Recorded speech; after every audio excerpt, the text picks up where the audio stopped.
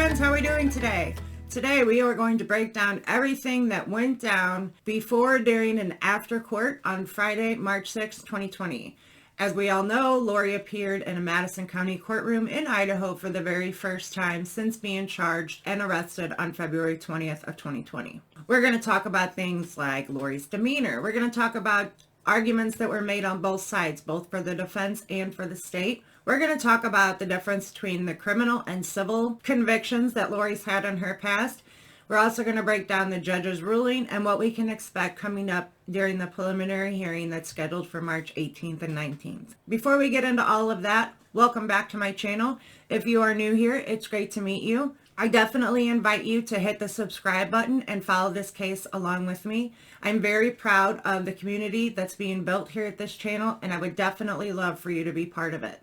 So we've got a lot to go over today, so let's go ahead and get going. While we waited for court to be called into session, we were able to get a peek around the courtroom and see who was present. We did see Kay and Larry Woodcock front and center right there in the front row on behalf of Tylee and JJ. Lori's oldest son Colby and his wife Kelsey were also in the courtroom. It was evident that the space behind the prosecution was absolutely full to the brim.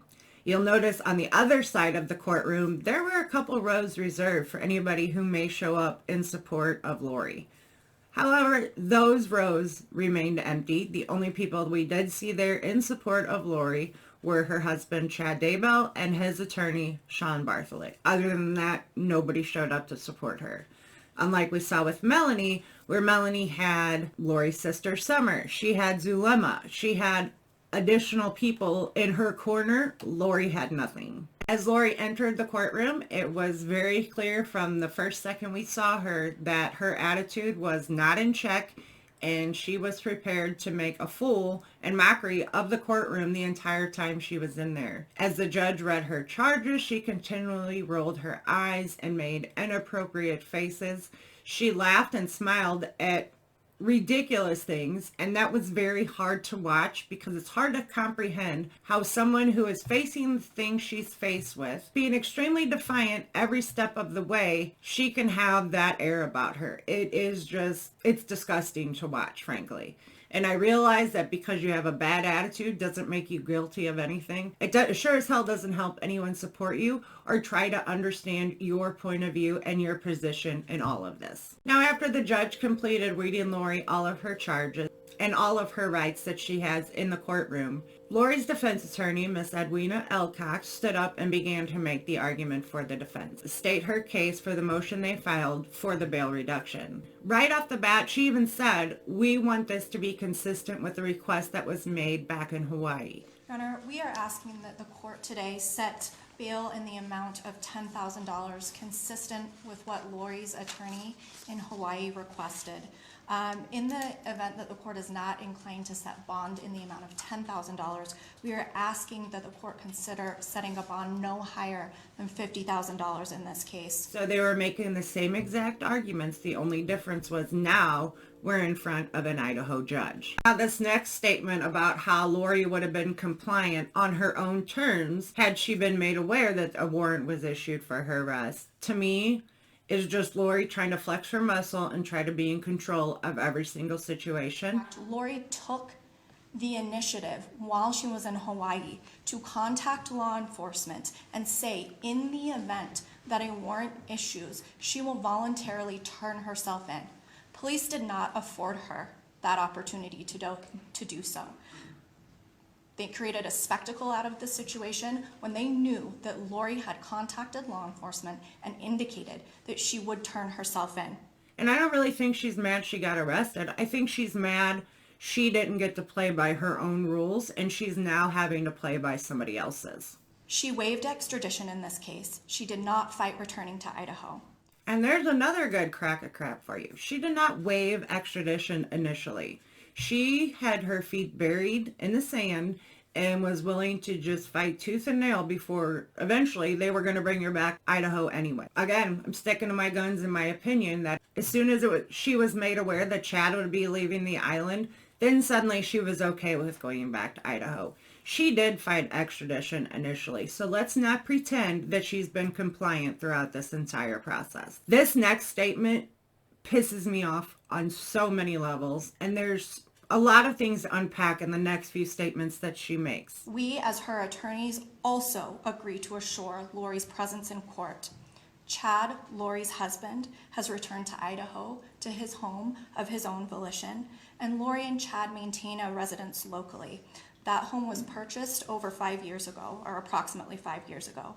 Chad, their children, their children's spouses, and grandchildren are all located locally. The property she's referring to being purchased around 5 years ago was purchased by Chad and Tammy when they moved from Utah to Rexburg, Idaho, after Chad had his voices tell him where he needs to go in life. Then she just adds fuel to my fire as she continues, and she says Chad, Lori, all their children's spouses, their grandchildren live here. Stop right there. Chad's family lives there, absolutely 100%. We have no idea where JJ and Tylee are. Miss Elcox here, or AKA Marsha Clark, as somebody referred to her in the live chat the other day, she is totally omitting Colby, Kelsey, and their daughter Riley from this entire situation.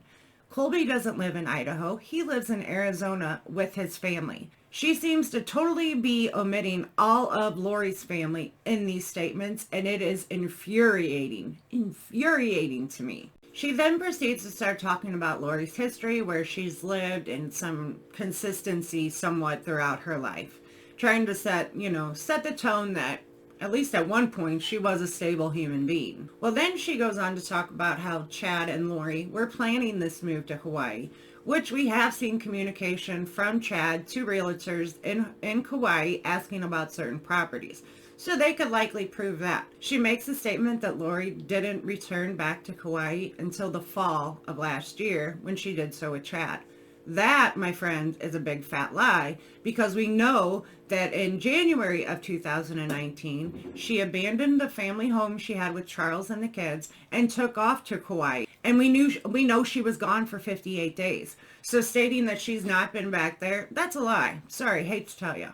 Now, does it have bearing on this case? Probably not, but those sorts of little inconsistencies are things that drive me absolutely nuts. So she finally gets done with her argument, and we're like, okay, finally, she's done talking, and we're ready for Mr. Wood to make his statements on behalf of the state. Prior to that happening, the judge did go ahead and ask the defense where Lori would be living, and I remember in the live chat, we were all like, oh no, that's not a good sign.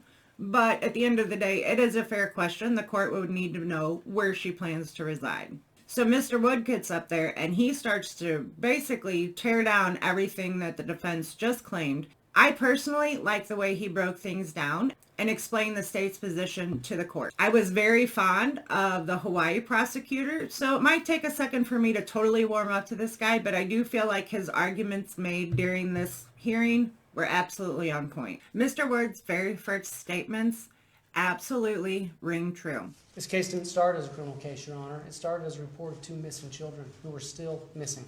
This case started because JJ and Tylee were unaccounted for. That rings true to this day. It's very easy for all of us to be overwhelmed by Lori's behavior and all the craziness that is surrounding her in the media and the way that we're handling things here on my channel. But at the end of the day, the most important thing here is that Tylee and JJ are unaccounted for, and we need to figure out where they are so we can return them to people who want them, people who want to see them safe and sound and healthy and happy, people like Kay and Larry, and people like Annie or Colby and his wife. All of these people who are stepping up to the plate for them, and the only person that is not stepping up to the plate for them is their mother. Mr. Wood then goes on to kind of clap back at the defense's statements about all the reasons why they think her bail should be reduced. He makes a very important statement that I'm glad he did in this courtroom. The defendant's only family here is her new husband.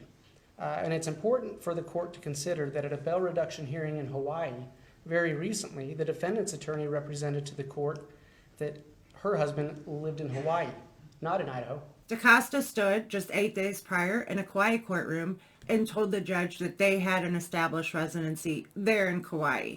Now, also at that same time, we know that Chad wasn't in court that day. He was packing up their Princeville condo. he had canceled the lease. That statement in and of itself was just full of crap coming from DaCosta's mouth. So the fact that Mr. Wood pointed this out to this courtroom was perfect in my opinion. So Mr. Wood continues to break down some of the reasons why the state would consider her a flight risk. Since this last summer, there has been a clear and alarming pattern in the defendant's life.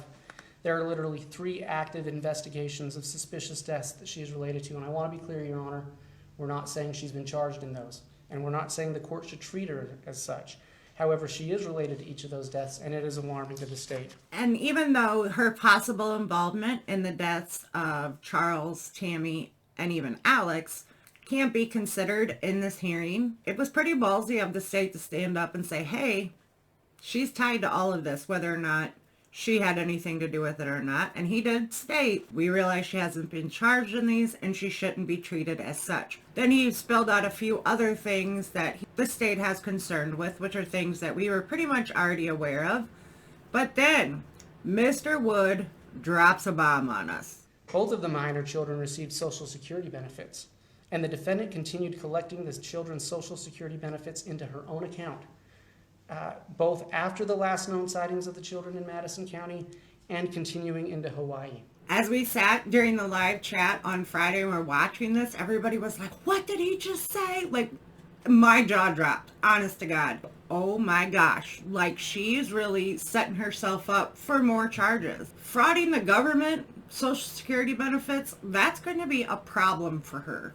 That's going to be hard to explain away. There had been speculation and questions all along. Were the kids actually receiving benefits from the death of their father? Was JJ receiving benefits because of his disabilities? We never really had any sort of evidence of such until Friday afternoon. When this came out of Mr. Wood's mouth, I know in the chat that we were having here, we had around 200 people there. It was shock and awe, not even gonna lie. We'll just have to wait and see what charges might come down the pipeline in regards to, frauding Social Security. But the fact that they do have evidence of that is very reassuring. Now, Lori's position and her supporters' position all along is everything's been blown out of proportion in the media and in the public eye, and this is now being tried in the court of public opinion as opposed to a court of law. Now, a portion of that is likely true because we all have very strong opinions about this case in one fashion or another. I'm guilty of it, and I'm okay with that. But at the end of the day, my opinions are only that, opinions. There's nothing I can do to her or about her actions at all. The fact that I have an opinion should not really affect her life. Miss Elcox did make mention that Lori being released, the media scrutiny and the public's attention would be better than any police surveillance. Well, you're damn right, lady, because guess what? The general public and the media have more concern for her children than she does. And the most aggravating factor, Your Honor, one that's quite frankly heartbreaking and is the reason why there's so much media attention, is that the children are still missing. And the defendant has not only misled law enforcement in their efforts to find the children, but she has completely and utterly refused to aid in any attempts to find the children, even before charges were filed. It is heartbreaking. He's absolutely right. To think that Tylee and JJ, who prior to the middle of December, I didn't even know existed on this planet, and now their well-being is such a large concern in my world. I don't understand how they can be insignificant to their mother. That's hard for me to wrap my head around. And it's hard for everybody that I've interacted with this case to wrap their head around. And we see it constantly in the media. What the hell? Even Keith Morrison was like, oh, we have one question, where are the children? I'm just wondering if to this day she's figured out that had she just given correct information at that time in November, when they came, if her children are in fact alive and well somewhere, if she would have just turned over and said, yeah, hey, they're here, they're fine, blah, blah, blah, investigators wouldn't have reopened the death of Charles Vallow or even exhumed Tammy Daybell's body. And frankly, like I've said before, Alex Cox would likely still be alive. Her choices on November 26th, when Rexburg authorities came knocking, are the reason why her house of cards are falling so hard on her right now. Not a lawyer. I don't even pretend to play one on YouTube. What I am, though, is a human with a brain who can obviously deduce that had she been cooperative from the get-go, all of these other things wouldn't be coming back to bite her in the ass right now. If we look in hindsight, I'm glad she was defiant at that moment. That will likely lead us down the path to have some sort of justice for Charles and Tammy, and hopefully even Alex. So he wraps up, laid out their case fairly well. If you've not seen the entire hearing, it is linked down below. You can watch it start to finish without my 2 cents involved in it and just come to your own conclusion. Then the judge says, Ms. Alcox, it's your motion, or would you like to respond to any of the statements made by the state? Well, again, Marsha Clark pops right up and she's got a few things to say. The prosecutor stated that past behavior is essentially the best predictor of future behavior. I would point to the fact that Lori, in all of the decades that she has been alive, does not have a single criminal law violation whatsoever. It goes without saying that she also does not have any failure to appear in any criminal case. And she's not wrong there. She's using this play on words to try to, sway the judge and make the judge aware, as if he's not already, that she doesn't have any criminal convictions. And she doesn't. Anything that she's been convicted of has happened in a civil court. All of those convictions that Mr. Woodhead spoke about in Travis County, Texas, which is Austin, Texas, those things did happen, but only on the civil side, not the criminal side. So Miss Alcox is trying to confuse everybody, and then she tries to take it a step further, but it doesn't work. The prosecutor referenced the specific code language that she is charged with. I would note that this statute doesn't have a definition for abandon. However, the Child Protective Act does. And in those statutes, the prima facie evidence of abandonment is established when there hasn't been the parental relationship hasn't been maintained for a year. Pursuant to the charging language and the time period that the state chose to charge in this case, Lori isn't even at half that time. So I respectfully disagree with the prosecutor's assertion that Lori will be convicted of these charges. She's arguing that there are criminal charges for abandonment and then that there are charges that come under the Child Protective Act. And she's right in that. There absolutely are. And they do read differently. But if you go and read the criminal charges filed against Lori, they do reference Idaho Statute 18-401 through 405. It does not reference the Child Protective Act.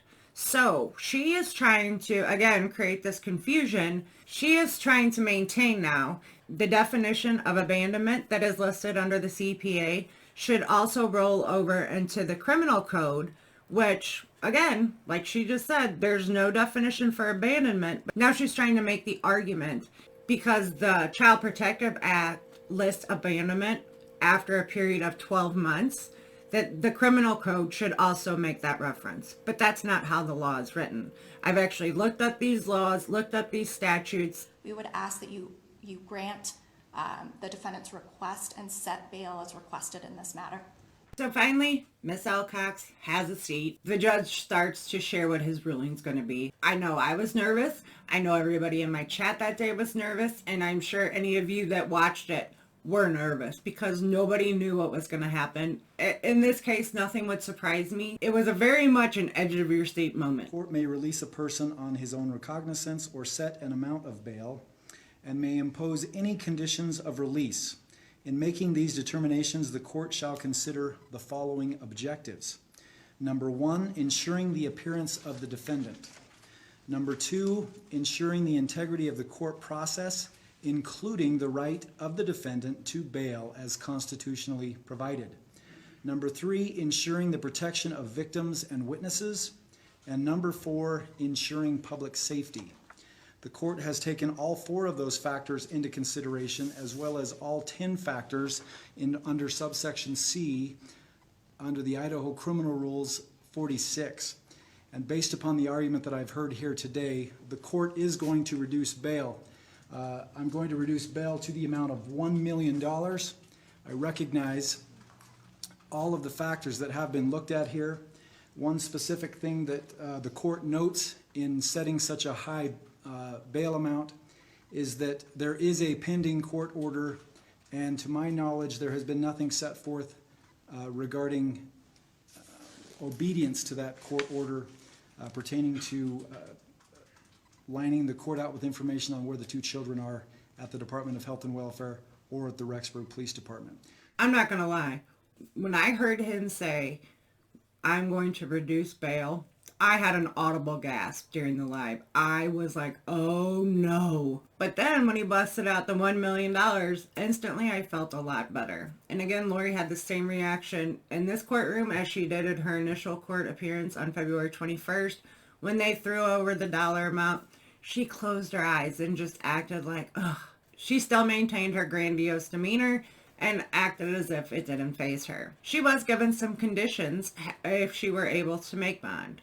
One, she'd have to wear an ankle monitor with GPS.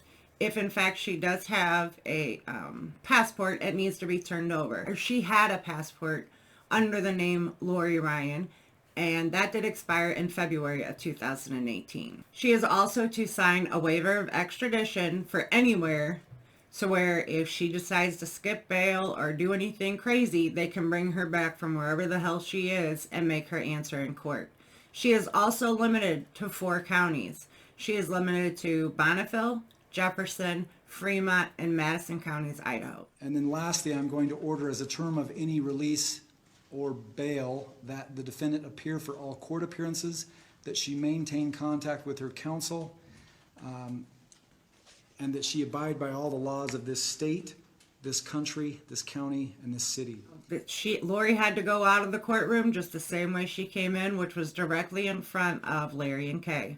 And I'm not going to lie, I would have caught a contempt charge just to say I was the person who tripped Lori in court, because I would have accidentally stuck my foot out. Is that shallow and ridiculous? Absolutely. But I commend them for their level of reserve, because I couldn't guarantee that I could be that calm myself. The judge leaves the room, they escort Lori out, and literally she prances out of the courtroom as if she's just won, the whole war here, which is not true.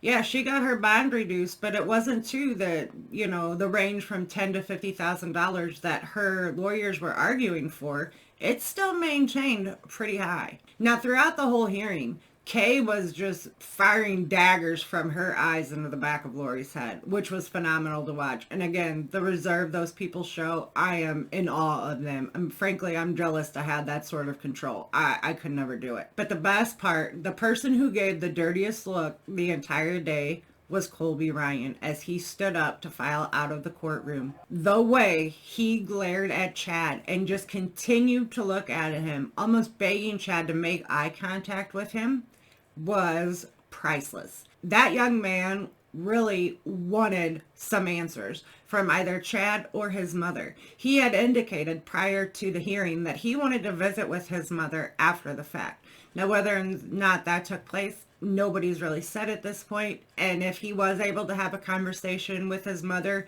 that is his business, not ours. After the hearing, Larry and Kay and Colby did speak briefly to the media and onlookers outside. Larry was very adamant that, again, this is not about Lori.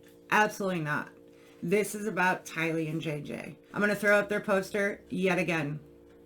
If you have any information into the whereabouts of where JJ or Tylee might be, please call 911 or call 1-800-THE-LOST. You can also contact Rexburg Police Department at area code 208-359-3000. Once the judge reduced the bond, everybody was just waiting for the moment that she was going to walk out. That based on documents that were presented in Kauai for her hearings, or at the beginning of February, Chad did have just around $150,000 in his personal bank account. We do know that he did receive $430,000 from the death of Tammy Daybell. So we know that of about a month ago, he had around $150,000. Now, what of that money is still left? That has not been disclosed yet. Because they did live out the remainder of the month in Hawaii, I'm sure that quickly dwindled some more. Her attorneys aren't free. These are not public defenders. So somebody's paying for her defense team as well. The funds she has access to for bail are extremely limited from what we know. It's going to be just over $100,000 cash that will have to be put up. And there's going to have to be at least $900,000 in assets that are put up to cover her. We know that Lori owns pretty much nothing at this point. Anything that she had in Arizona, that's gone. Anything that she had before she took off from Idaho the first time, that's gone. From everything I can deduce here, the only things she has are Chad's. I'm not talking bad about Chad's home and his property. I just don't see it having the value that it needs to have in order for her to make bond at this particular point. At the time of this filming, which is Monday, March 9th in the morning, she has still not made bond. She is still sitting in the Madison County Women's Facility. She's under protective custody, but she is not in solitary confinement. Over the weekend, there's been a lot of chatter about how no bail bondsman wants to work with her, which her track record speaks for itself. She should not be shocked that people aren't lining up to be her BFF right now. Nobody is willing to do her any favors. I reached out to a couple different people to get more information about a bail bondsman. At this particular time, I feel like if she was going to make bond and somebody was going to work with her, it would have happened by now. I don't feel like there's anybody out there at this particular moment that is willing to take the risk with her. Now, could that change? Absolutely, that could change by the time this video gets posted. I just feel like if it were going to happen, it would have been done over the weekend. So we'll just have to wait and see on that.